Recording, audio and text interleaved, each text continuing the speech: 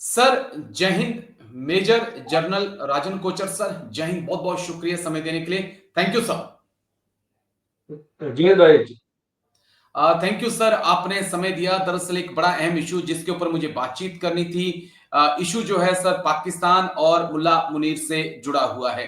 दरअसल खबर सामने आ रही है कि एक बार फिर से पाक आर्मी चीफ या फील्ड मार्शल मुल्ला मुनीर जो हैं वो अमेरिका जा सकते हैं। और हालांकि जाना तो उनके प्रधानमंत्री को है, यूएनजीए की बैठक में हिस्सा लेने के लिए, भाषण देने के लिए। लेकिन 25 सितंबर को मुल्ला मुनीर की ट्रंप के साथ मुलाकात होगी और शहबाज शरीफ उनके साथ मौजूद होंगे। अचानक से अमेरिका के मुल्ला मुनीर इतना खास क्यों हो गए हैं? और क्योंकि 2 महीने के अंदर तीसरी विजिट होगी सर, क्या मायने और क्या कुछ खिचड़ी पक रही है सर अमेरिका पाकिस्तान में? धन्यवाद राजेश जी, बहुत इंटरेस्टिंग टॉपिक आपने लिया है। देखिए, आपको समझना पड़ेगा एक चीज, एक बैकग्राउंड थोड़ा इसके बारे में। कि बैकग्राउंड ये है कि पाकिस्तान मिलिट्री और यूएस मिलिट्री के बहुत पुराने रिलेशंस हैं। और ओके। एक टाइम पे जितना भी पाकिस्तान आर्मी में इक्विपमेंट था, अगर आप 65 वॉर में पैटर्न टैंक्स वगैरह आप देखें over period of time, Pakistan की डिपेंडेंस यूएस इक्विपमेंट पे और यूएस की टेक्नोलॉजी पे हमेशा रही है। और आज भी F-16 जो पाकिस्तान के पास है, अमेरिका के दिए हुए हैं। और बीच में जब सेंट्रल आर्मी कमांडर अमेरिका के सेंट्रल कमांड के जनरल कुरवेला जी। रिटायर हुए थे, तो खास तौर पे पाकिस्तान के आर्मी चीफ को बुलाया था। तो वो बेसिकली जो सेकंड विजिट था, वो एक फेयरवेल के लिए गए थे जनरल कुरवेला के लिए। तो वो हम उसको ऐसे हम जियोपॉलिटिकली हम उसको कनेक्ट नहीं कर सकते कि वो कोई खास मकसद से गए थे। सर्टेनली फर्स्ट विजिट जो उनका था वो एक डेलिब्रेट था, वो उनको बुलाया गया जी। था। अब यूएस आर्मी, यूएस एडमिनिस्ट्रेशन और जो पॉलिटिकल लीडर्स हैं जैसे कि डोनाल्ड ट्रंप समझते हैं कि पाकिस्तान में किसकी चलती, किससे बात करने से चीजों को एक फाइनलाइजेशन मिलता है या कल्मिनेशन मिलता है और एक एंड या एक क्लोजर मिलता है, तो वो है जी। Pakistan army chief. और ओके। आज हमने, और ये कोई छुपी हुई इंफॉर्मेशन नहीं है, हम सब जानते हैं over period of time, general Musharraf के टाइम भी, जियाउल हक के टाइम भी, जनरल अयूब खान के टाइम भी बहुत आप इसको हिस्ट्री है कि पाकिस्तान में हमेशा मिलिट्री की चली है। और खास तौर पे जब आपने इमरान खान का भी इंसिडेंट आपने देखा, जी। किस तरीके से इमरान खान एक एंटी यूएस सेंटिमेंट्स के साथ आगे बढ़ रहे थे।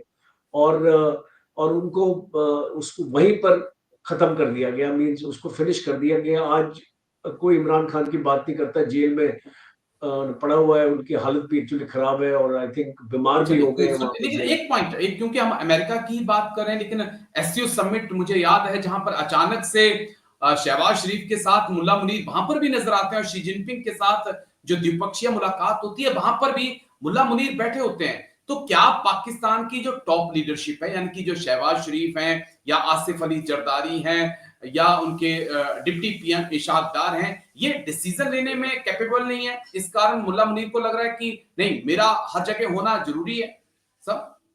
देखिए, आपको समझना पड़ेगा कि ये शहबाज शरीफ को कौन लेके आया है और आज पाकिस्तान का पॉलिटिकल सिस्टम इतना कमजोर क्यों है।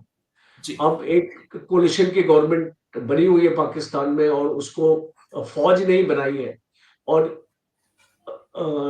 इलेक्शन में बुरी तरीके से रिगिंग हुई थी और इमरान खान की पार्टी आगे चल रही थी इलेक्शन में और उसको वहीं पे खत्म कर दिया गया। तो ये इसका एक बैकग्राउंड है कि पाकिस्तान आर्मी हमेशा थ्राइव करता है एक वीक पॉलिटिकल लीडरशिप को एक बिठाने के लिए। वो हमेशा चाहेगा कि पाकिस्तान की जो भी पॉलिटिकल एस्टेब्लिशमेंट है वो सबसे वीक होके उसको पाकिस्तान के आर्मी चीफ की परमिशन के बिना वो अपना कोई भी फैसला नहीं कर सकते। इसलिए आप देख रहे हैं, आपका ये ऑब्जर्वेशन बिल्कुल सही है कि शहबाज शरीफ अकेले कोई फैसला नहीं ले पाएंगे।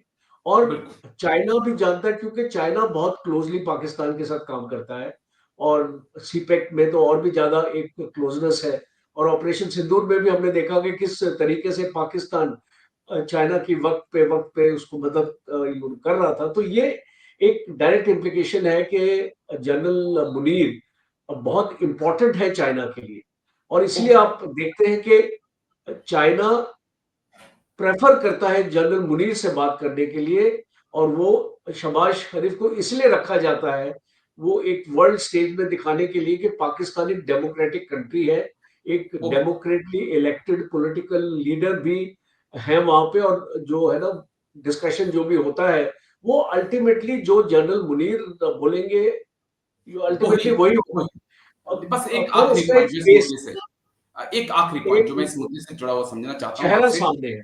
ओके, एक पॉइंट और कि जिस प्रकार से डोनाल्ड ट्रंप ने 50% टैरिफ लगाया, कुछ उनके सीनेटर्स हैं वो बिल ला रहे हैं कि भारत पे 500% टैरिफ लगाया जाए, लेकिन जो उनके वित्त मंत्री हैं वो यूरोपियन यूनियन को कह रहे हैं कि आप भी, या G7 को कह रहे हैं कि आप भी भारत के ऊपर 100% टैरिफ लगाइए। यानी कि अमेरिका एक प्रेशर बना रहा है, एक तो इकोनॉमिक प्रेशर भारत के ऊपर बना रहा है, लेकिन क्या जिस प्रकार से खातिरदारी जनरल मुल्ला मुनीर की जा रही है, जिस प्रकार से गुफ्तगू की जा रही है व्हाइट हाउस में, पेंटागन में, क्या एक मिलिट्री तौर पर भी एक प्रेशर जो है भारत के ऊपर बनता आने वाले वक्त में हम देख सकते हैं, जिसमें अमेरिका चाइना के पीछे, माफ करिए, पाकिस्तान के पीछे खड़ा होगा?